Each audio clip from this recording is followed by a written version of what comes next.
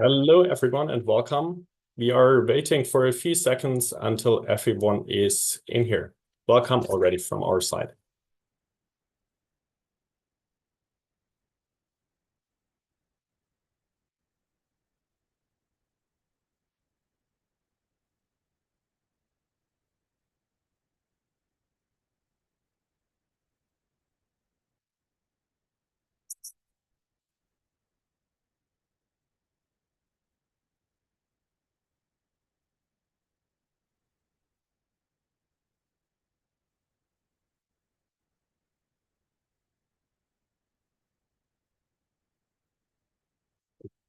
Welcome, and thank you for joining us today for this webinar on marine restoration best practices. My name is Sebastian, and I'm excited to welcome all of you and each one of you to this session. Whether you are a practitioner, a policymaker, a researcher, or an engaged citizen, your participation is vital to the discussions we'll be having here today. This session will be structured in three parts. First, we will introduce the BlueMissionAA project. Then, secondly, we will give the floor to our esteemed panelists, who will give each a short presentation. Following this, we will have a panel discussion and a Q&A session.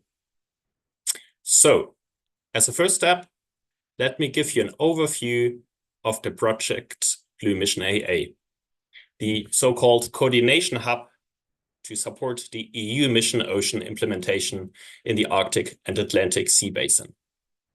BlueMissionAA is dedicated to restoring ecosystems across these two major regions. Its overarching goal is to foster multidisciplinary and multi-sectoral cooperation in the Atlantic and Arctic sea basins. With this framework, Work Package 1 plays a pivotal role in mobilizing diverse stakeholders, from governments and industry to civil society and research communities. And I'm sure you might be one part of this. All of these should collaborate and build together effective governance frameworks that support ecosystem restoration. Today, we'll briefly touch on insights from various case studies that exemplify best practices in restoration methodologies. A key aspect of Work Package 1 involves mapping current governance frameworks and engaging stakeholders. This is done to craft proposals for lighthouse governance architectures tailored for both the Atlantic and the Arctic region. This collaborative effort is instrumental in contributing to more effective governance and ensuring that systems and projects are replicable and sustainable for long-term success. Task 1.3, and particularly what we are going to talk about today, deliverable D1.3 that you see here in the red PowerPoint, is an important part of our project. It gathers lessons from different restoration projects and highlights key findings that show effective ways to project design and project management, engage stakeholders, and use innovative restoration techniques. Next, Rachel will introduce the deliverable D1.3 as part of the BlueMissionAA project. Together with Katrina Reed from the University College Cork, who's also in this call today, Rachel led this report. Before I hand over to Rachel, however, a few housekeeping items. Today's session will run for 90 minutes, and I encourage each and every one of you to stay engaged throughout. You can submit questions via the Q&A tool you see here at any time, and we will do our best to address as many as possible during the Q&A session towards the end. I also want to mention that this session is being live streamed on YouTube. So whether you're within Zoom, whether in YouTube, welcome. Should you experience any technical difficulties, please let us know via the chat. Now, I'm delighted to introduce our moderator, Rachel Karasik. Rachel is a research assistant and my esteemed colleague at the Norwegian Institute for Water Research, in short, NIVA, where she focuses on plastic pollution and coastal resilience. She has a background in environmental management and policy advisory, including her former role as policy advisor at the White House Council on Environmental Quality. Rachel brings a wealth of experience and a strong commitment to integrating equity and justice into environmental work. Rachel, it's great to have you here today, and that you agreed to provide your insights and guide us as moderator through today's session. Over to you. Thanks so much, Sebastian, and thanks to the speakers and the panelists who are joining us today, and to all of you who are joining us. I know for those of you in parts of Europe, it's already the end of your day, so I'm extra grateful that you're here with us. As Sebastian mentioned, this deliverable that we'll be diving into today is based on 6 different restoration project case studies across the Arctic and the Atlantic, and the report that we did for them. So I always like to put some kind of faces to these reports. Some of the folks are here today to talk more about it, but this report was pulled together by 5 researchers across the Norwegian Institute for Water Research in Norway, and also the University of College Cork in Dublin. And we really wouldn't be able to do any of this without the actual restoration projects themselves. So I'm going to just really briefly talk about some of these restoration projects at a high level, and then we'll actually hear from the restoration projects themselves on their experiences with best practices, and then we'll go into a dialogue. And so this report was based on 6 different case studies that we looked at across the EU, the Atlantic, and the Arctic. As you can tell, I hope, just from these photos alone, that they are quite diverse. They are diverse in terms of their methodologies and approaches. They are diverse in terms of their geographic region and scale. And they are diverse in terms of kind of where they are within the Atlantic and the Arctic. And it was actually not the team that wrote this report that selected the case studies, but the team that did select the case studies that we would then examine, was really looking for a lot of diversity, which I think represents the landscape of restoration across the Atlantic and the Arctic. So of course, there's regional diversity. There's also diversity by scale. Some of these restoration projects are pilot projects in one area. Some of them are regional programs. Some of them are, time limited, 3 to 5 years, intended to achieve a certain purpose, while others have been running for decades. Some of them have a research motivation to test a methodology or an approach, and others are motivated by, for example, different EU mission objectives like restore our oceans and coasts by 2030. And of course, there's quite a lot of diversity in terms of the ecosystems and the approaches, the level of intensity that's used to restore habitats, and then the funding as well. And all of this diversity, I think, really impacts the way in which a restoration project or program is governed and managed and carried out. And what we were really interested in was what we called, and we'll talk about it a little bit later, the gold nuggets, which were, which of the practices that these restoration projects had employed or are currently employing that they see as instrumental for success, and which of them are kind of uniquely situated for the restoration project themselves, and which could potentially be scaled or replicated as, Europe moves forward in replicating and scaling restoration projects. So that's all the time I'll take for now. I'll kind of wrap us up, but I'm going to go ahead and stop sharing my screen. We're going to hear today from 4 speakers who are going to present on a few different restoration projects, and also a framework for kind of planning and also evaluating restoration projects. And then we'll also then bring even more speakers and even more experts for a panel. So I'm going to stop sharing, and I'm going to introduce Christoph, who will be our first speaker. Christoph serves as the Director of International Operations for the Marine and Coastal Division at Aegis. I might be pronouncing that wrong. With a background as a coastal morphologist, he has spent the last 20 years working on coastal risk reduction and climate change adaptation projects, mostly in Africa and Asia. And he is currently acting as the Arcachon Bay pilot team leader as part of the European project Rest Coast, which is a regional scale restoration project. So Christoph, take it away, and we'll let you know when you're up at time. Thanks.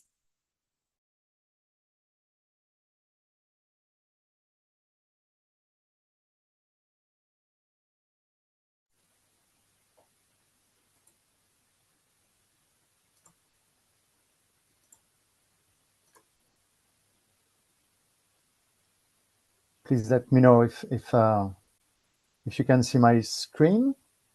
We see you and we hear you. Okay, perfect. Well, thanks for the introduction, Sebastian and Rachel. Thank you for having me as a speaker. I'm quite excited today to share some insights from the EU Green Deal West Coast project. So we focus on the Arcachon Bay in France. The project is funded by the European Union's Horizon 2020 Research and Innovation Action under the Green Deal initiative. So the focus of the project is to demonstrate the feasibility of large-scale restoration to provide solution to climate adaptation and disaster risk reduction. We have 9 pilot sites where investigation is taking place, among other the Arcachon Bay in France. And at this specific pilot, we are carrying out diverse activities, among other hands-on restoration, and I will be introducing what we're doing as a hands-on restoration. We've also developed a ecomorpho modeling system that is embedded in a 3-layer hybrid modeling approach to evaluate ecosystem goals as a function of the restoration scale. And last but not least, we are developing also a dashboard for presentation of the project findings, and that's for the communication purpose. Just a few words about the system of Arcachon Bay. It's a mesotidal lagoon with about 70% of its surface in intertidal flat. And what is very specific is of this system is the prominence of main channels and secondary channels of great importance for navigation and then ensuring economic activities that is quite various. Over the past decades, we have seen a decrease of the spatial extent of seagrass beds, more specifically the Zostera seagrass. This is associated to heat waves that took place in 2003, 2006, probably as well with some negative effects of the contaminants exacerbated by the high temperature. What you see here that I will be describing a bit later is an amplified feedback process, so resulting in an increase of turbidity, but also of the current velocities. So let me first tell you about the hands-on restoration taking place. It's led by Mathis Cogna and Julien Dahl from the Cebu startup. It's part of the Aegis group. What are we doing exactly is actually working on some retroactive loops. We see or we associate seagrass decline to an increase of current velocities and waves. This will imply some increasing sediment erosion processes, leading to reduced water quality and photosynthesis, and then implying some further seagrass decline. Similarly, you have also some scarring near the channels.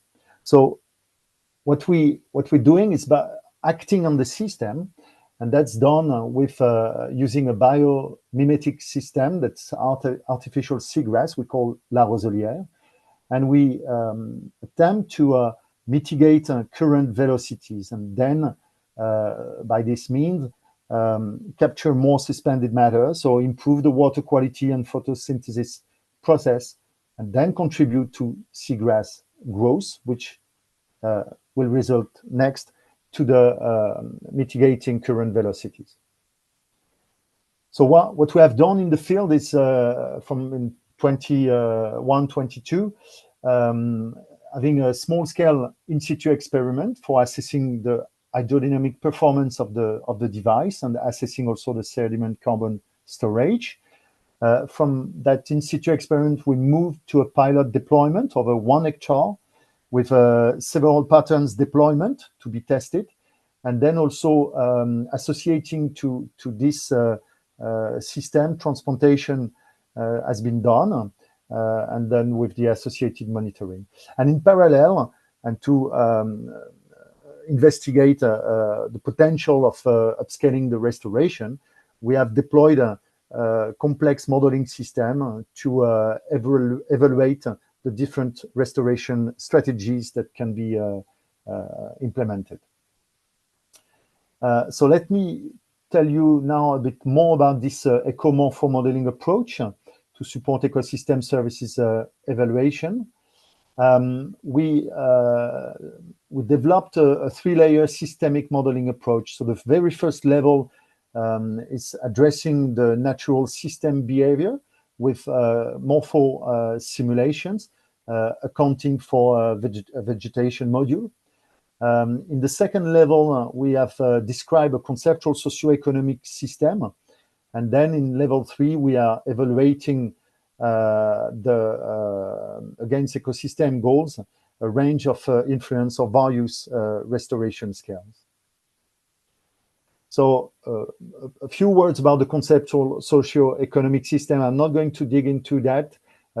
This is basically showing the various activities, socio-economic activities taking place in the Arcachon Bay, and the association it has with the ecosystem services being altered by the activity itself, but also coming as a support to develop the activity. And we have looked from a qualitative point of view as the interconnection between the natural and the ecosystem with the socio-economic activity. It helped us to put some focus on the ecosystem services we are targeting.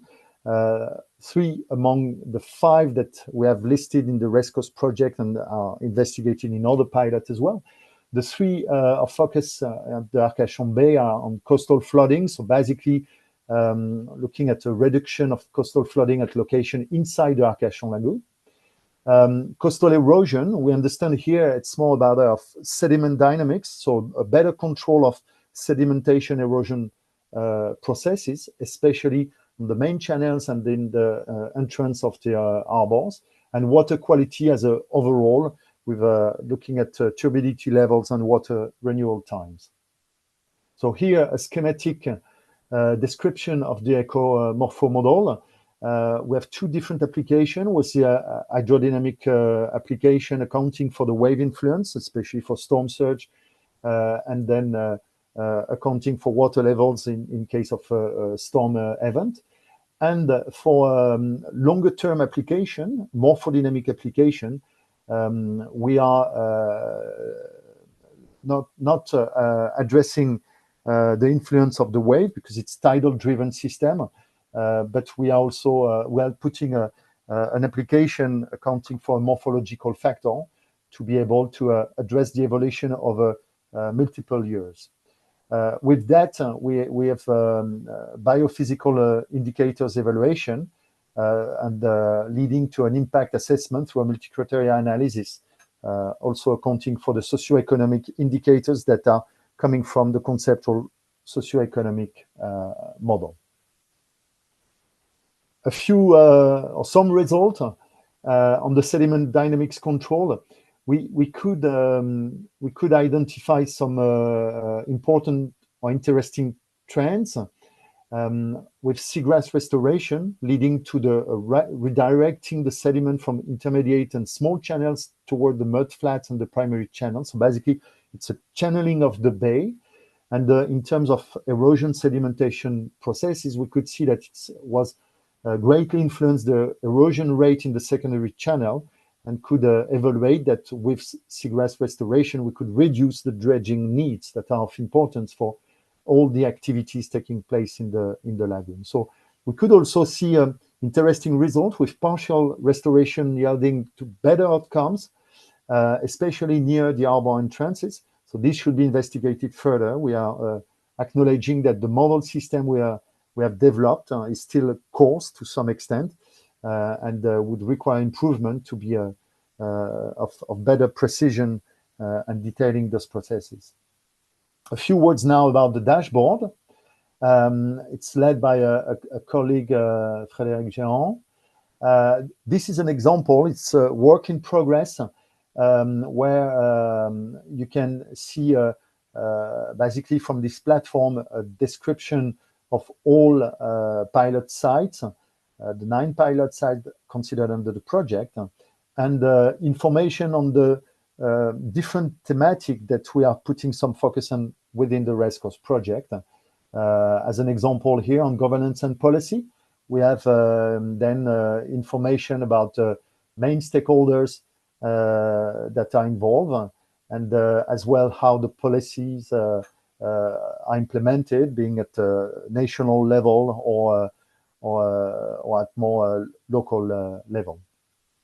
So I'm gonna stop here by just concluding on the fact that with the RESCOS project, we're looking at having a comprehensive result based on the hands-on restoration, but also the development of various type of tools. My colleague Minder de Vries will be showing activities at another pilot site, and will present also different type of tools or methods applied, and that aim at supporting policy decision. Thanks for your attention, and I will be looking forward for any question during the panel discussion. Yeah, thanks so much, Christophe. I'll say I usually scratch my head a little bit when I see these models, but that was very clear. And yeah, so we'll move on to Mindert, who's Christophe's colleague, and he'll talk more about the West Coast project. Mindert is a specialist in coastal climate adaptation challenges at Deltares. As an ecologist, he focuses on studying and applying nature-based solutions. He is the coordinator of the EU MAC Embracer project on the regional climate adaptation through nature-based solutions, and is the work package lead and team leader for this Green Deal West Coast project. If he's not busy enough already, he also works part-time as an associate professor on coastal salinization and water management issues at the University of Applied Sciences in the north of the Netherlands. So Mindert, take it away, and we'll let you know if we have any issues hearing or seeing your screen. I hope you can hear me very clearly. Very clearly. Little impression of the north of the Netherlands. Behind me, of course, Beautiful. This is a beautiful photograph. It's not my window that you see. So let's move to share my screen and go to the presentation.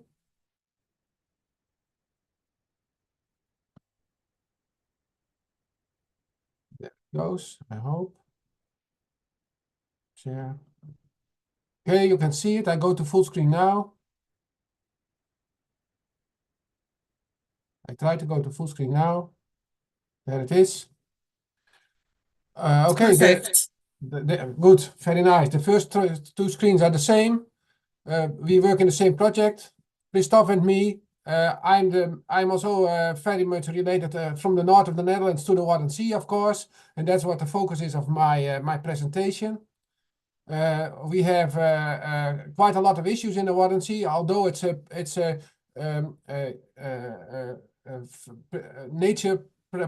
protected nature area, and of course very well recognized in the world. There is a lot of activities in the area that sort of cause disturb the area and cause deterioration of functions. So I will move to the issue at hand, and then go down the presentation and to show you some hands-on restoration work, some long-term morphodynamic foresighting, and some quick scan support strategies tool for decision support that we built for these cases. So the Wadden Sea World Heritage Site is, of course, well known. I hope to many of you. And the issue at hand is very much the quality is very much related to the sediment availability in the Wadden Sea, and especially also in the estuaries. And the estuary that we are studying here is the estuary in the Ems-Dollard, which is part of the Wadden Sea. And the challenges there are, of course, the increasing of the flood risk by sea level rise, which is logical, but also land subsidence, which is in these peat areas behind the dike a very big issue. High turbidity of the estuary because of the loss of intertidal areas, and the continuous dredging of main channels and the dumping of the sediment in the estuary again. Loss of habitat area and habitat quality because of these turbidity issues. It's not so much a chemical water quality issue. It's much more a sort of physical water quality issue related to turbidity and sediment dynamics. What we sort of see as a main driver of the quality of this area. And we see salt intrusion behind the dikes because of the subsidence, affecting the agriculture and affecting natural areas behind the dike. So in the hands-on restoration that's going on, there is a lot of work being done, and that's a big group of stakeholders from 3 levels of governments: the national government, the provincial government, the municipalities, the NGOs, and knowledge institutes are working. Water boards are working together to build, reinstate the quality of this area as good as possible for maintaining food production, agriculture, nature, and water safety. So that's the 3-pronged approach to this restoration efforts in the area. Here you can see an overview. I will not go into too much detail of the pilots and the projects that are have been started, are in execution. In a moment, that we call them pilots because they're quite small scale. I mean, there is a salt marsh restoration of 10 hectares. There is all kinds of work in creating mussel beds, building breeding islands for birds, creating good high diversity on dikes by creating nice substrate, which is attractive for many animals and plants. So there is a lot going on. You can see at least 12 or 14 of these activities, and we are trying to extend that into a new phase 2. The picture is from phase 1, what is going on now. The new phase is phase 2, called the Groeidelta, the growing delta, where we are extending it in the years 2027 to 2037 into much more hectares and continued improvement of agriculture maintenance of agriculture productivity, maintenance of coastal protection levels, and natural restoration by sediment capture. Everything is related to sediment capture and sediment reuse. So this is also an idea of the pathways that we develop into the future, into the further future. As you can see, we expand into 2100 these lines, where we sort of try to set up some reasoning behind the upscaling that can be done, and the issues that are sort of encountered by the upscaling works that we project. So we are now here implemented, and we are going to the plan, towards the planned phase. And in the planned phase, you can see the area that we sort of established for farmland raising and natural silt trapping, being inland, becoming inland salt marshes, and all kinds of other activities in the area. And as you can see here, work is going on already quite a large scale. Everything inland, meaning building inland wetlands, connecting them to the sea, building salt marshes outside of the dike, and sharing a lot and doing a lot of work with the stakeholders. And then the stakeholders are supporting this growth delta, this second phase of the project. And it's also already signed by many of the parties that are going to be involved. These 3 levels of governments, the water boards, NGOs, nature, landowners, etc. But not everybody is happy about it. There are some additional sort of movements now coming up, getting active that are sort of questioning the plans of the growth delta in the future. So that's the game is still on. If we move to foresighting, because you help support the policymakers with some insights in how the estuary will develop in time, we use a morphodynamic model to predict how the proposed sediment management strategies will contribute to biodiversity and ecosystem services in the long term. And here you have the methods that we use, the measures that we introduce in the model and study is sediment capture measures, sediment disposal measures, and Brucewood dams to catch sediment outside of the dike. We do foresighting modeling. Here you can see a time lapse of the growth of, for instance, the change of the morphology of the estuary in time in steps until 2100. So this is also you see a measure coming up now, which is connected to it's a polder connected to the sea to catch sediment and create natural areas. This is what we can predict in morphology of the future system using climate scenarios, sea level rise scenarios, and measures combined. And everything is translated into biotopes. The biotopes, the colors that you see here are biotope maps coming from the EUNIS, European Biotope System. And this EUNIS system is also used for all the other pilots in the West Coast to create some kind of a overall similar methodology to map your system and to create the scores and the scores for the ecosystem services and biodiversity that are produced in the measures in these systems. You can see the biotope map of Akasjon, one of Ebro Delta, and one of Venice, and the other one was, of course, from the Eems-Dollard in the north. So multiple systems use the same methodology to study the effects of measures on ecosystem services and biodiversity. And we do that by creating a methodology which is built on a lot of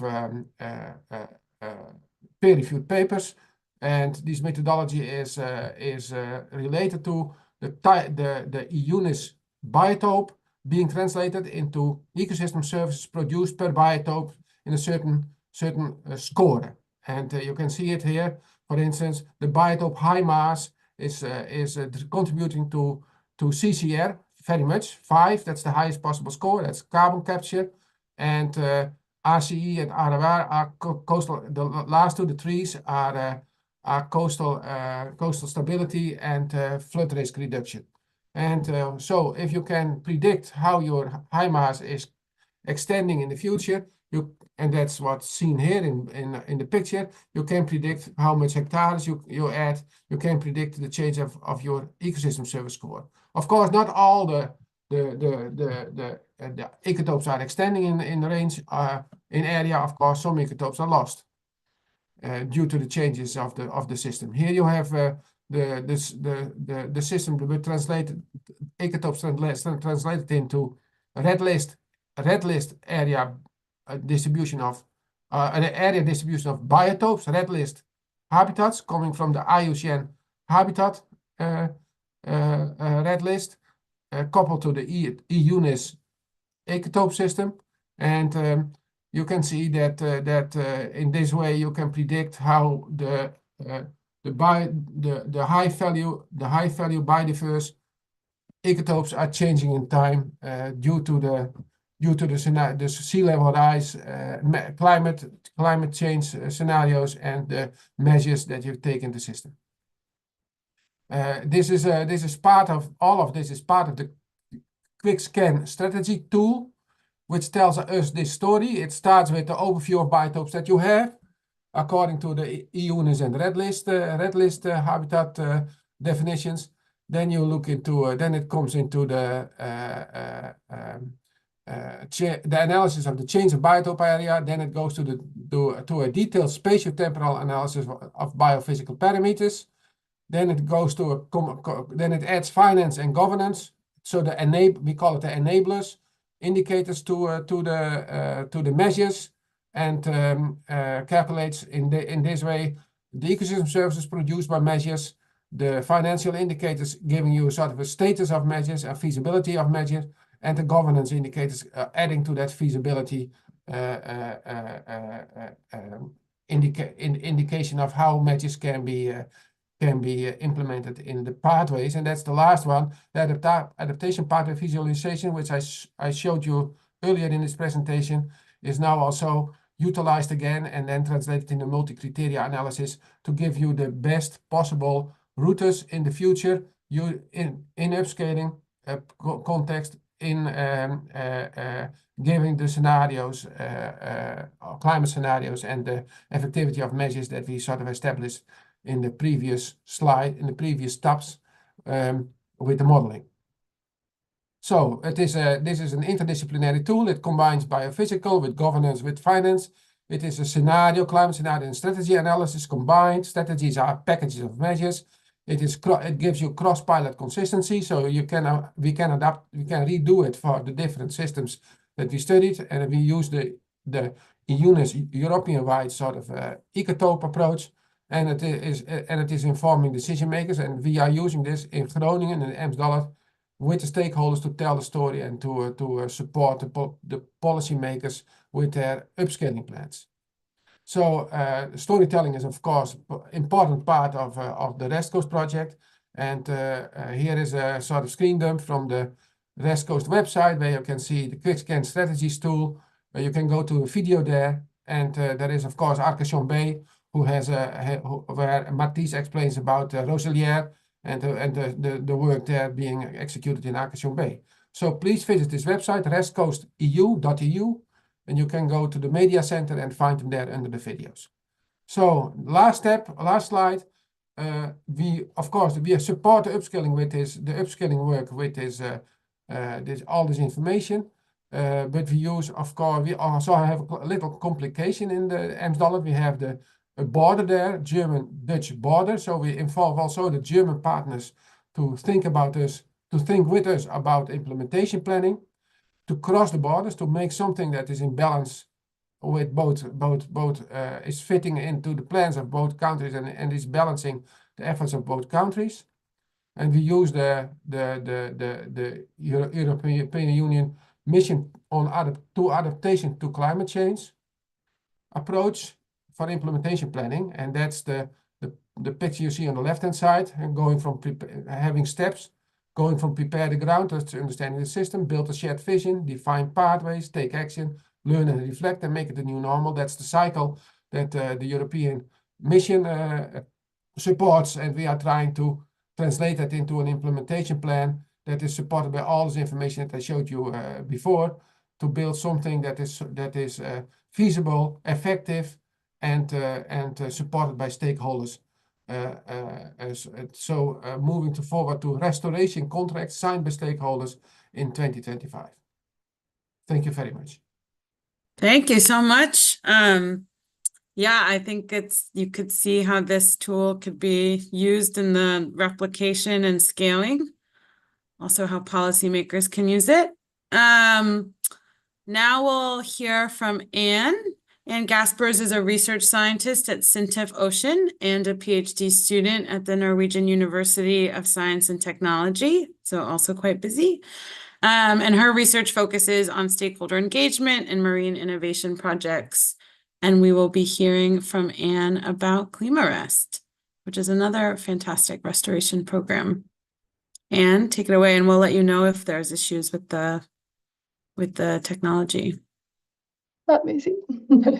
1 second.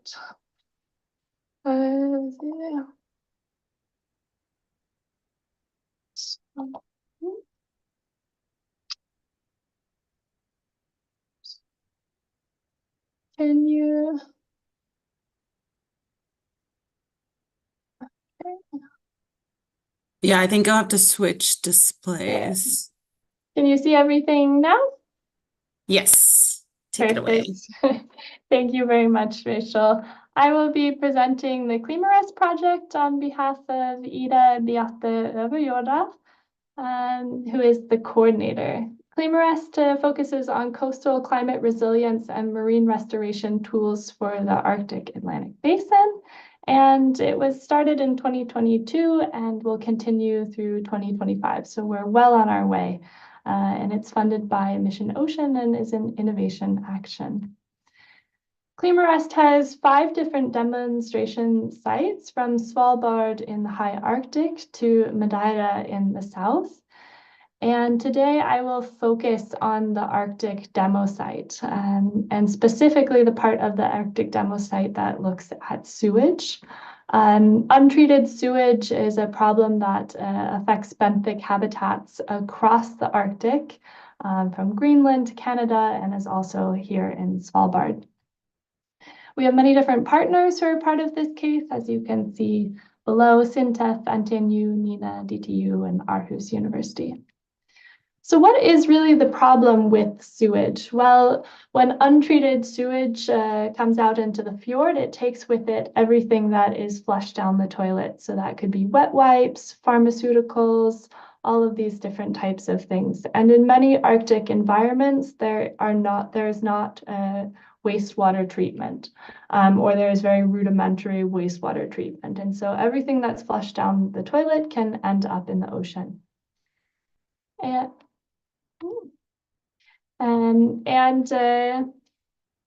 And we in ClimaRest, we are looking at Svalbard.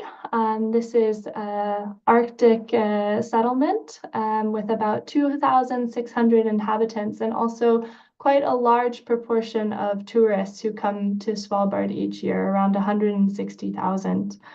And in Longyearbyen, the sewage outlet is right in the middle of the fjord. You can see here in this Adventfjorden. And until December 2022, there was no wastewater treatment. And then in December 2022, they installed a sieve which blocks large particulates from coming out into the fjord. And so this is our case area. And in the ClimaRest project, we look at 3 different aspects. The first is to monitor pollution in sewage and in the environment. And then the second is to co-design and implement a social campaign to reduce sewage waste. And then finally, we assess technical solutions and barriers for sewage treatment in the Arctic. So researchers from the ClimaRest project did an environmental survey. They sampled the sewage outlet in Adventfjorden and found that around the outlet, animals were entangled in wet wipes, fibers, and other types of waste. So that sewage pollution in Longyearbyen, or outside of Longyearbyen, does have an impact on benthic communities. And one thing that we're working to do in the project to reduce sewage pollution is to really address it at the start. So trying to make sure that all of these wet wipes, etc., don't end up in the fjord, by trying to raise awareness about the problem, because many people don't know that when they flush the toilet, everything that they flush could end up in the ocean. So we worked on this social campaign, and I just want to start off by saying that, as I mentioned with the sieve, the local authorities in Longyearbyen are really committed to this issue of addressing sewage pollution. And so I think that's a best practice to take from the beginning. And this is something that's really wanted by the local community, and that has fueled this research project. So the local authorities helped to define the context and scope of this social campaign. So we had meetings with the local government who said, okay, we should maybe focus on tourism, because as I mentioned before, there's 160,000 tourists who come to Svalbard every year. So we started to target this social campaign towards tourists. And together with the tourist office, the local government, and all of the hotels who are identified by the tourist office as the best way to get in touch with tourists, we designed the social campaign. So we planned 2 campaign materials, stickers that could be placed in hotel bathrooms, as well as a variety of other public restrooms. as well as a campaign video that could be played, for example, in hotel lobbies, but also shared on social media. And then we launched the campaign in June. This is a picture here of me and my former colleague, Sahar, who's now with the Society for Ecological Restoration, up on Svalbard, launching the campaign at the Sustainability Week there. And then over the course of the project, we will work to evaluate the campaign in several different ways. I just want to draw attention to some key points. The campaign that I think make the campaign especially good, you could say. One is that it's focused on a target audience, and this allowed us to really involve stakeholders in all of the different aspects of the campaign. It was co-designed, so the stakeholders, the hotels, the government, and the tourist office were really involved in designing the materials, and then it's supported by local actors and was adopted by all the hotels in Longyearbyen, which I think can be said is quite a success. One thing that we did to raise awareness about this issue of sewage pollution was to try to give it a face. And that was done through a VR that was created in the project that shows some pristine Arctic environment, and then creating a resin participatory material that has a sewage sample in the middle. So you can actually hand people this sample of sewage and say, hey, you know, you see here that there's some wet wipes and cigarette butts together with these marine organisms. And so that's quite a powerful message when you can take what is under the surface and actually show that to people, because what's hidden under the surface is not always how it appears on top. And another thing we did in the project was to work to identify barriers for sewage treatment in the Arctic. This was done through, for example, participating at an Arctic summer school in 2023.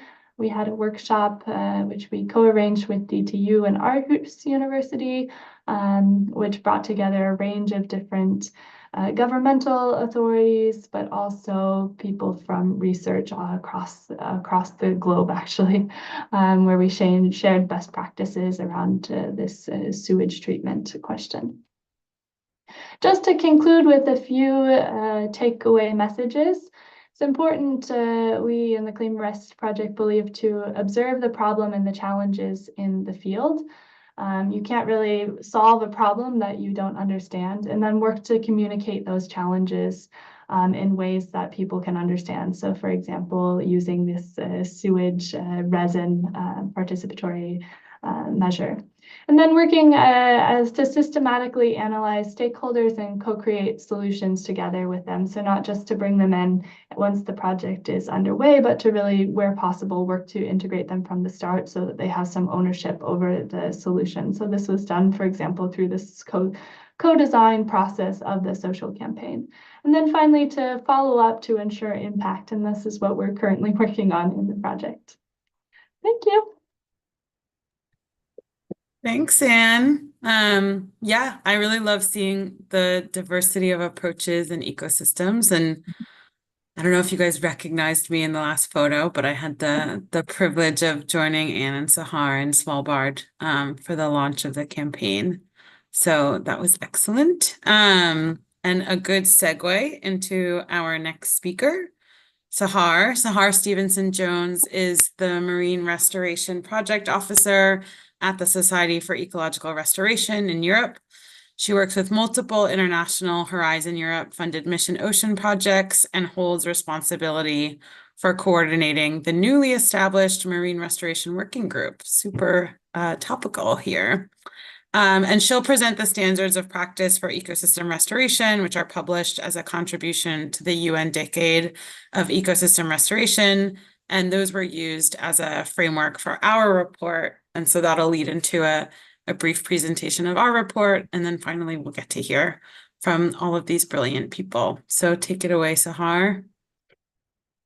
Thank you so much, Rachel. I hope that you can hear me all right. And also thank you, Anne, for those very embarrassing pictures that were on the previous presentation. Very much enjoyed that. Thank you for having me at this. It's a real pleasure. So yes, I'm going to present these standards of practice to guide ecosystem restoration.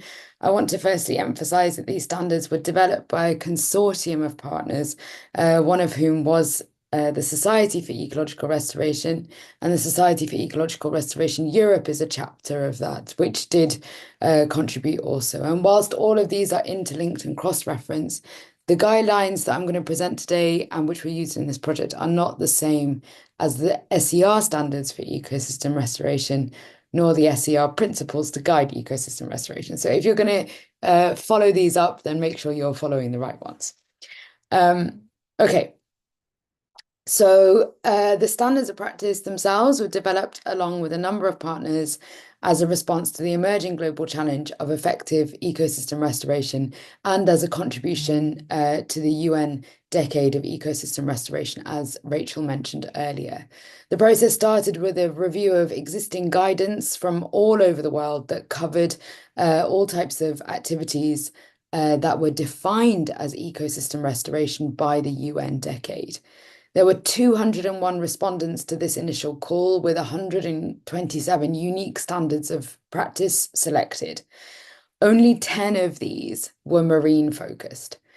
From this cohort, 50 guidelines applicable to all biomes were organized to a general framework, and the exclusion criteria was of those guidelines which were too specific to local processes. So there was really this global idea of restoration there. 70 scientists and practitioners were then consulted on the emerging commonalities in those guidelines, which were then presented at 3 major global conferences.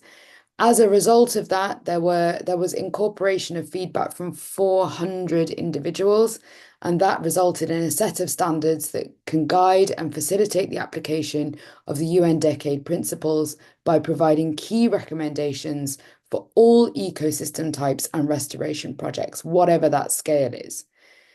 Such a framework was deemed essential for many reasons, including ensuring consistency between restoration projects, enhancement of the credibility and scientific integrity of such projects so that the outcomes and learnings would be useful in the future, and to facilitate and encourage the equitable sharing of knowledge amongst all stakeholders, as well as the provision of tools for an objective assessment of success or failure, and to facilitate monitoring and long-term sustainability of projects, but to name just a few.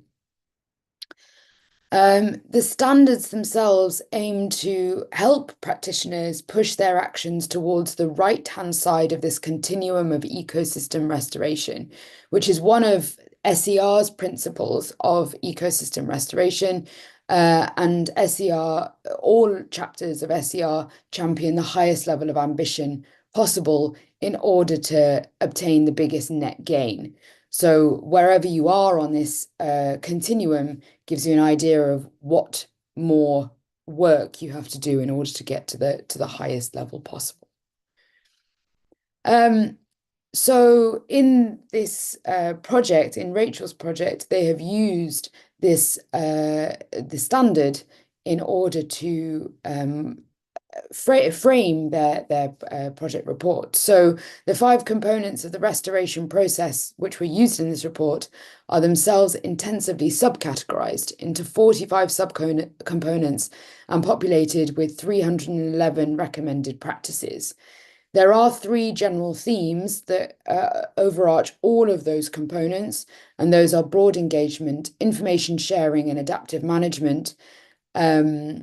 So these components themselves refer back to the UN principles of ecosystem restoration. This is where I say that everything is interlinked. Firstly, I have to emphasize as well that the process is not linear. That's why we have this flower shape, and each component heavily relies on 3 central components, as previously mentioned, that broad engagement, sharing, and adaptive management, through ongoing monitoring and evaluation. And though challenging due to time and financial constraints, the broad engagement of all stakeholders is perhaps the most valuable of all of these components. The success of restoration increases with inclusive, genuine, equitable, and continuous engagement, and adequate knowledge acquisition throughout the restoration process. Standardized frameworks, such as this one, create a common language and set of practices that enable better collaboration and understanding between a diverse set of stakeholders, and facilitates knowledge sharing between projects, making it easier to learn from everybody else's experiences. It's important to remember as well that the completion of a cycle is not considered the completion of a restoration initiative. So restoration is inherently uncertain due to ecosystem complexity, and that's especially in the marine space. Repetition of this cycle allows for change when outcomes deviate from the original goals or objectives that were set in the assessment component of restoration. Adaptive management or planning, therefore, also is a major component, and the standards-based framework provides guidance on risk assessment and the incorporation of adaptive management strategies into every component of the process, therefore enabling projects to be flexible.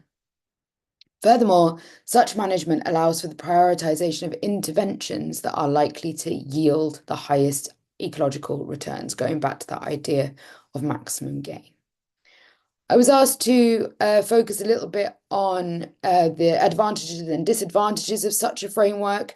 And the slide can do the talking here, really. Please note the vastly outnumbered list of advantages. But as with all generalizations, and these are very important, the guidelines themselves do carry limitations. Everything does. Quality restoration is, of course, dependent on the environmental challenges and local influences that guarantee success. Generalized standards such as these apply broad brushstrokes to that can help guarantee success at scale. But sometimes, because of all of these principles, and these practitioners can get easily swept into meeting nuances that could be disregarded for their particular case or their particular action. Furthermore, ecosystem restoration is a very specific process of highly dynamic complexity, as I said before, and ecosystems vary widely. So again, these broad brushstrokes are very difficult to apply. But standardized frameworks which have little input from specific ecosystem sectors, like this one, which only had 10 marine cases, may struggle to therefore account for the unique conditions of these specific ecosystems. As Rachel mentioned before, we are setting up this marine restoration working group, which I really hope will be able to do something to fix this problem in the marine space. Due to the challenges associated with restoration actions in the marine space, the ambition in marine restoration remains low. Upscaling of these actions must be encouraged to seascape scale in order to subsequently maximize benefit. Small-scale and community-driven projects are intended to be encouraged by this framework, so that exclusion is not necessary. But it may be that they would struggle to meet resource requirements. These small-scale projects may struggle to meet resourcing requirements demanded by the compliance to such a framework. It must be emphasized again, however, that the subcomponents and the principles are voluntary, i.e., not all principles need to be applied to all restoration actions or initiatives. Furthermore, in some regions, standardized frameworks can conflict with local governance structures, marine spatial planning policies, or legal requirements, and many not always aligned to socio-political contexts, environmental regulations, or institutional support, leading to somewhat fragmented implementation. I just want to finish by emphasizing that, as many of you are aware, restoration in the marine space is a completely different game to landscape restoration. It is expensive, poorly funded, highly dependent on external factors, and it takes a really long time. Challenges in long-term monitoring can lead to evaluations that overlook broad impact, and whilst these golden nuggets can be used as a showcase of practice that is cemented in good intention and supported by solid guidance, that evaluation and monitoring stage is super essential so that those nuggets continue to shine. Thank you. Thank you, Sahar. That was lovely. And I think a really nice segue into, and I'll make my presentation super brief because I would much rather hear from you all than to have you guys have to hear from me. But I think it captures nicely the challenge that my team had to evaluate 6 very, very diverse restoration projects at very different stages and in different kind of, if that is a cycle or a life of a restoration project at very different stages. So I will very briefly share my screen, talk a little bit about what we found when we looked at these 6 restoration projects and attempted to sort of identify some what we called gold nuggets to make it a little bit fun. And then we'll go into conversation. And yeah, if you do have questions, please feel free to put them in the Q&A or the chat. And we'll bring everybody else and a few others on screen. A quick review of our methods. So 6 case studies that were very diverse were selected across the Atlantic and the Arctic, 4 from the Atlantic, 2 from the Arctic. We used the components and the standards from the Society for Ecological Restoration to develop an interview instrument. And so we used both the broader high-level components and then the deeper subcomponents to actually develop specific questions to better understand the governance and the structure of the restoration projects. And from there, we could get a good sense of what those gold nuggets or best practices were.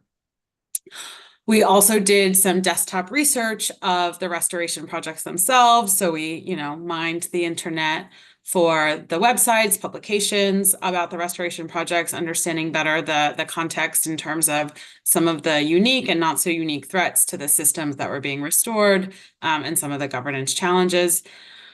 We interviewed at least 1, sometimes 2, sometimes 3 experts and practitioners of that restoration project. And I will say I don't think that was enough, but we had limited time and limited capacity. But we were trying to gather as much information about the restoration projects themselves.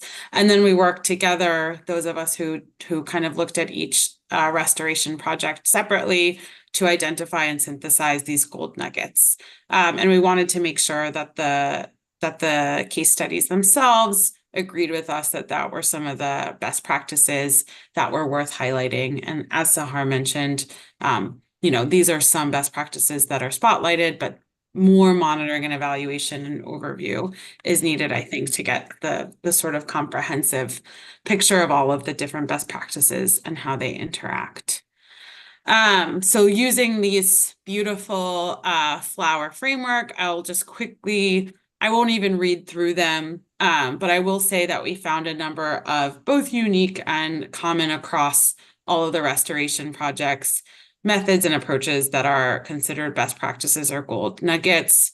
I think one thing that was interesting and maybe not surprising is that across all of these 5 components, some of the most common themes were broad engagement, information sharing, and adaptive management. There were some particularly interesting cases of adaptive management for projects like AA Agora, which some of you may be familiar with, where they used a quintuple helix model, and they were really able to bring in multidisciplinary expertise to problem solve and to be flexible. There was a lot of interdisciplinarity by design, embedding into the pilot sites themselves, relationships with local governments, making local governments partners, and then also trying to, for some of them at least, develop monitoring and evaluation frameworks kind of from the planning and design stage so that they can be adapted later on and not an afterthought. So our report will come out soon. I'm happy to talk about it more during the Q&A session, but I think it would be really nice to just get everybody on screen and use the last 20 or so minutes to hear from everybody. I think there's quite a lot of expertise and diversity here. So with that, I'll stop sharing and then I'll bring everybody who spoke on stage, and we also have a few additional panelists. So we have Esther Serrao, She works on one of the other case studies that we looked at for Restore Seas, and she's with the University of Algarve, which I'm very jealous of. And then we also have Katrina Reed and Cathal O'Mahony, who were co-authors with me on the report.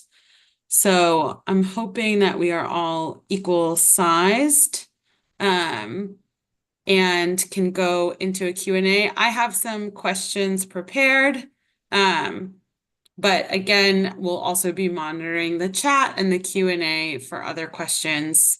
And as the panelists have heard me say many times, I'm hopeful that this will be a dialogue between all of us, and we'll kind of be able to learn from each other. So do we have everybody here? Actually, it won't let me turn my camera back on. Oh no. Well, we'll give you Thank a you. second. There we go. Yay. There we go. All right. I'll start with the softball. And this is sort of aimed at the restoration project practitioners. So Anne and Christoph and Ida and Mindert and Esther, but I think also everybody can have some insight into this. And so what were some challenges you have faced during the kind of any stage of the restoration project? And, you know, what would you do differently? And then is there anything that you heard from the other speakers today that maybe would have helped address some of those challenges? So I'll see if anybody wants to go first, and then if not, I'll call on somebody.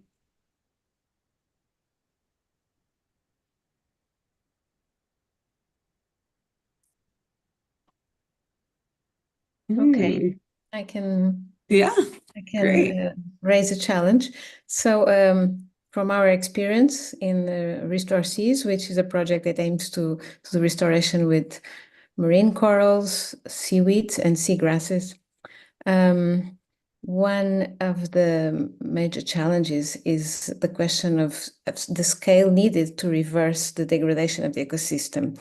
So often the degradation of ecosystem is a gradual process that leads to a state which at some point passes a tipping point where the ecosystem is in a different state. And you cannot just gradually reverse it. Because in that state, small changes are not persistent. You need a minimum critical size of a population to be persistent against physical and biotic pressures. For example, in our case, we do seagrass restoration on open coast, which is exposed coast. And when you have a lot of seagrass in the past, when there were huge areas, you had a stable ecosystem that was maintained by the seagrass themselves against storms, against grazes, etc. Once you pass this tipping point, if you just plant a little bit, it's not resistant to the same perturbations by biotic and abiotic factors.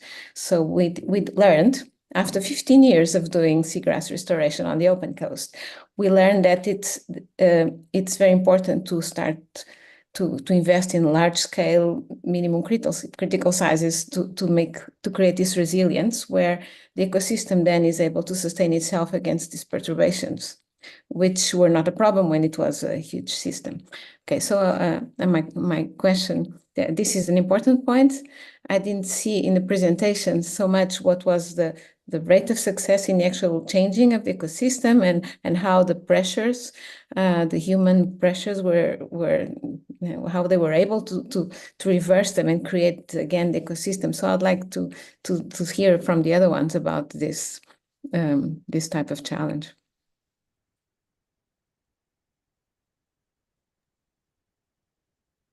Yeah, would any projects want to speak on the rate of success within the ecosystem restoration? I know some are relatively new and had not been running. Or Katrina, I don't know if you saw any from your review of different projects.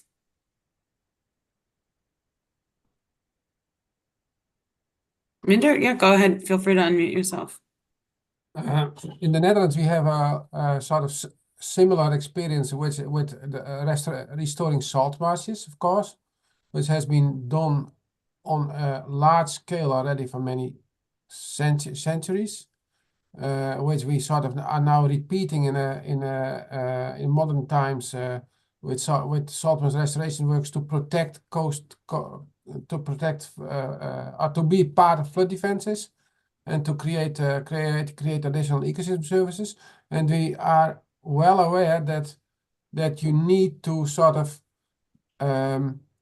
adapt the physical forcing a little bit. That's how we do it. We adapt the physical forcing of an area temporarily to allow pioneer vegetation to establish themselves. Same, I would say that could be working the same way for seagrass. To start up the cycle, and then these physical protection measures are getting less and less important because the system is taking over, the biological system is taking over the physical forcing itself. So that's I think well established in the Netherlands as a practice works from the perspective of salt marsh restoration. Yeah, I can also add from my experience studying restoration in the US that I think, especially with seagrass, which is such a vulnerable ecosystem, that, a lot of smaller scale restoration projects either were not so successful in terms of meeting their ecological goals or were not as successful as expected.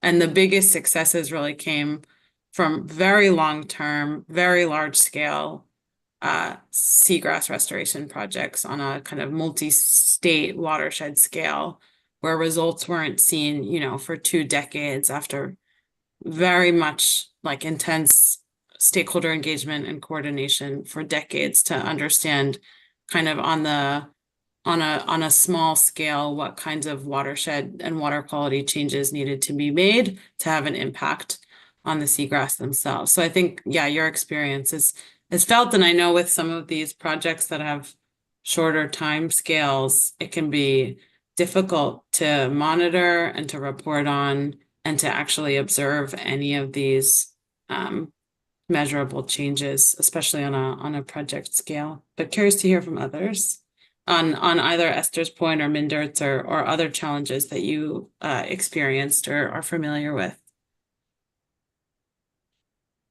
Yeah, I think also in Arcachon they are changing the physical forcing of areas temporarily to allow to try to allow the seagrass to establish itself. Is that correct, Christophe? So yeah, you're giving me the opportunity to indeed address this. I concur on the fact that indeed, beside the scale at which the restoration should be taking place, what's very important is to ensure that your hydrosedimentary processes are well restored. And that's something often very difficult because you can enter in those retroactive loops that are not favorable. And the sediment control or sediment dynamics control is quite important to address. And the example of Arcachon is indeed influencing the system to promote spontaneous recovery of the seagrass beds by introducing a device that would mitigate or control the current velocities and then also control hydrosediment processes. Can you comment on how successful that was, planting artificial seagrass for natural recovery? Did that work? Yes, it's working. We are, however, at a scale that is still quite limited. We had a small scale experiment, and now we are moving towards a larger scale for sure. But within the project, we see, and that's a limitation for us, it's the maturity of the pilot is not as similar maybe as the VIII pilot that Mindert is presenting, or the pilot in the project.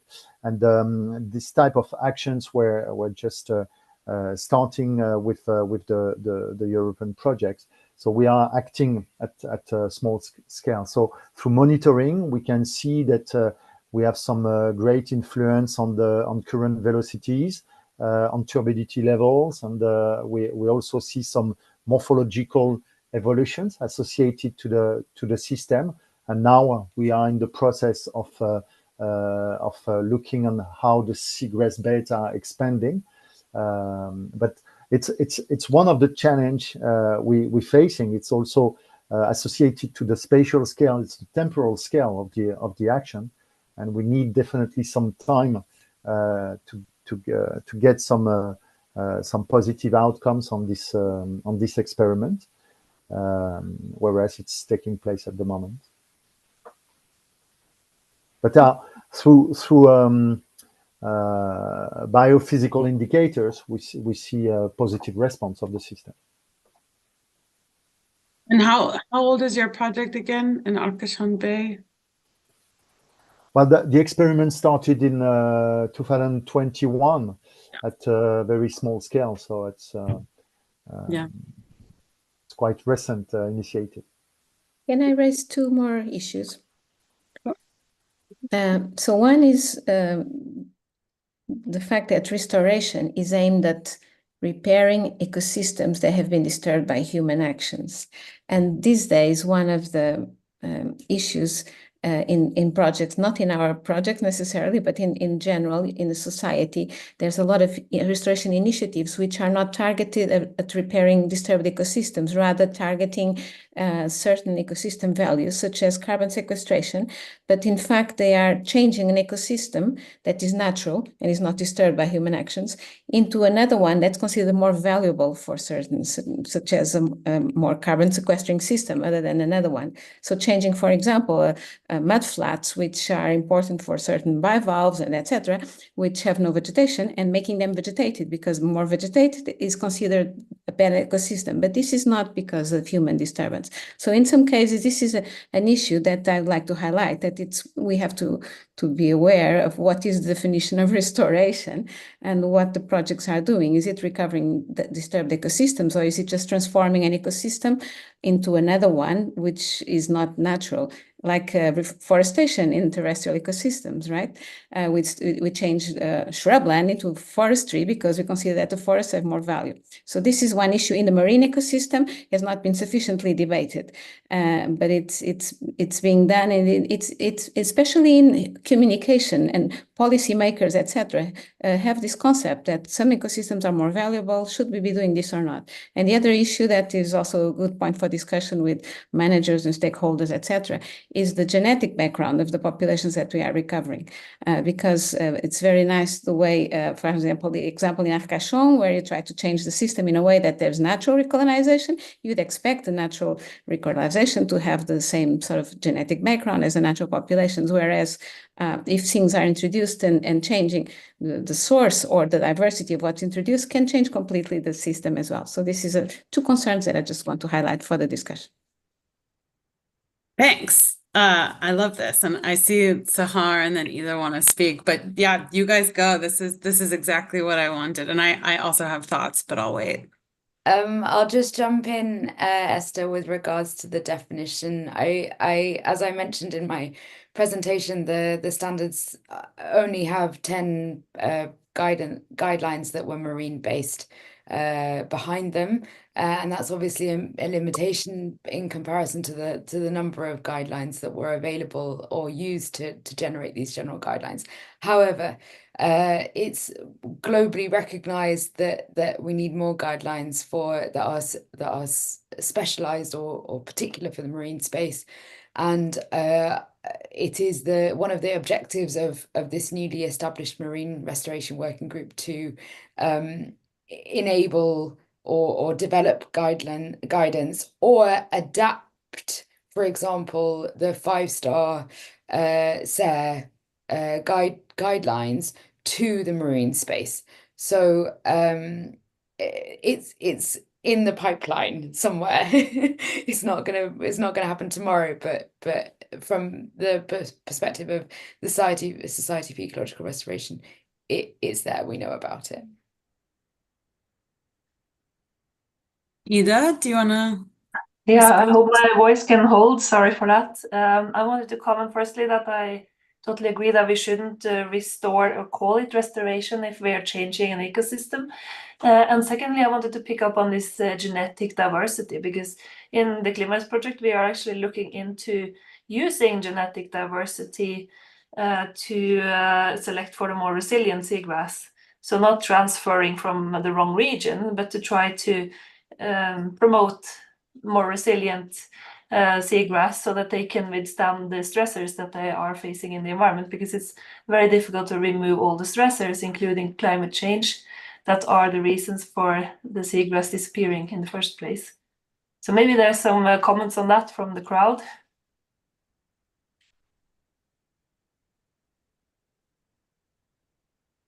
Anyone?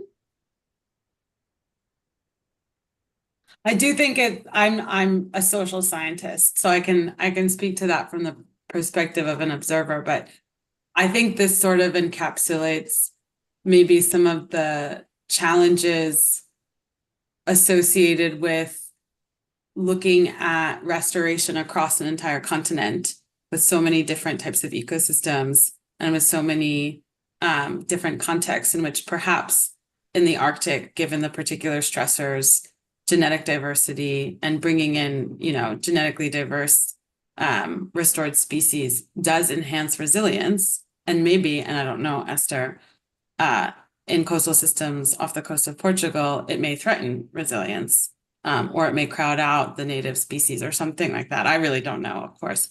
But I think, my goal in this ecosystem, of course, is to try to find and report on and communicate best practices, good ideas for governance, replication and scaling. But there are these tensions in terms of what is restoration, what is resilience. So I don't know if that responds to anything, but it's quite interesting that there are maybe some areas of alignment in terms of, not replacing one natural ecosystem with another one because it may have more dollar sign value. I of course agree with that, but on other fronts there's some interesting nuances. Happy to hear from others, or we can move on to the next question. I can reply, but I'm Sure. dominating the discussion too much. I'm maybe taking too much time. No, I like it. Okay, so concerning what you just your comment about the genetic diversity, and the previous comment, which was very interesting, you can try to make them future-proof by introducing genotypes that maybe are more climate adapted, etc. So all these things, there are a lot of concepts, like in management of biodiversity in general. Like I tell my students, I can tell you often what's right or wrong. You just have to be aware of the pros and cons and their advantages and disadvantages of these things. And so someone has to be aware of all of them and then make a decision. So I'm not saying what the right decision is, but rather to be aware of situations. So for example, introducing certain genetic traits that or highlighting or increasing them because they are considered better for the future would be equivalent to, if you consider species diversity, let's say instead of increasing the amount of a certain oyster species, let's increase another oyster species because it will be more resilient in the future. So we're changing the biodiversity, creating the same function, but for that. So obviously, if we talk about species, everybody understands the advantages and disadvantages of one thing and the other. So in terms of the diversity below species level, it would be equivalent. There are advantages and disadvantages, and the important is that the managers make informed decisions. Because often the problem is that there's a lack of information. When managers are doing, at least the managers that I work with, often they want to, for example, let's plant kelp forests, but they are not sufficiently informed about whether kelp forests contribute to mitigation of climate change or not. Just the information is not complete. So information to people that make decisions is very important so that there's informed-based decisions. And for the disturbance, it's not just the ecosystem value. The ecosystem values are often contradicting each other. So biodiversity is often against carbon sequestration, because carbon sequestration is based on creating an anoxic habitat with very much lower biodiversity than many others. And so I work mostly in the subtidal, so by scuba diving, etc. It's not. But if we think of the intertidal zone where a lot of these projects are working, the mud flats with seagrass are not the ideal habitats for birds wading birds to feed. Wading birds are feeding on the fauna that lives on mud flats without vegetation predominantly. Okay, that's not completely just like that. So just to say that when I hear sometimes, oh, let's just completely vegetate the mud flats and transform, this is very bad for certain wading species that need them. Just to highlight that the people that are just considering, for example, carbon sequestration, forget about other values that are conservation values, not just values in terms of the economic value. Okay, thanks. Thank you. Thank you. No, this is our job, as BlueMissionAA is to try to translate that information. We unfortunately only have 5 minutes and have a pretty hard stop. But I see lots of I'm going to ask just one quick other question, which is for those who are working on a restoration project, and some of you have alluded to this, but maybe in 30 seconds, what's next for your restoration project or program? What should we be on the lookout for? Is anything breaking ground? Anything like that you would want to share with this audience? I can just go and say something about the social campaign that we're doing on Svalbard. I think it's only a small portion, of course, of the CleanMaRES project, but we will be working to try to scale up the campaign to other regions of the Arctic, as well as to evaluate the effectiveness of the campaign. So we're quite lucky that there is this sieve on Svalbard, and we can actually measure the amount of waste that's piling up on the campaign, or on the sieve prior to the implementation of the campaign and then afterwards. So that's quite nice to see the success, and then hopefully we'll be able to translate that to other Arctic regions. Thanks. And I don't know if you saw, Anne, in the chat, someone named George Cummings talked about maybe a similar campaign in Cozumel. So Yeah. Interesting to compare. Yeah, I saw that. We're also working, just to also add that we focused on these hotels and on the tourists, but the campaign is also working to be upscaled by the local municipality, shared with local citizens as well on Svalbard. So we're reaching out to some cruise ship companies, for example, as part of that scaling out even on Svalbard before we work to scale out to other regions. Yeah, and Minder, maybe you can have the closing word. Yeah, quite interesting discussion. Also, I was trying to move towards upscaling, and what I see in the Netherlands is that we sort of invest a lot of time and effort in the upscaling of our restoration efforts, which is assuming that pilots are a success, of course, which is very much focused on taking the stakeholders on board and explaining what is going on and trying to create stories that explain to them that it is beneficial for them to support the upscaling of pilots. And that's, I think, interesting to see that in the Netherlands, we in this kind of project, we always have specialized, we call them stakeholder managers, people who are very good in working with citizens and stakeholders and align them with the project. So that's also interesting sort of professionalism that we don't have on board in this meeting. We come from the research world, but the stakeholder managers function type of people, we have a lot of them in the Netherlands. That helps also in upscaling. Thank you. Thank you for calling us professional. So with that, I think we'll close with 1 minute left. We've gotten a lot of thanks from folks in the chat, and I'd like to echo that to all of our presenters and panelists. I wish we had more time to hear from you all, but hopefully we will meet again and continue to discuss.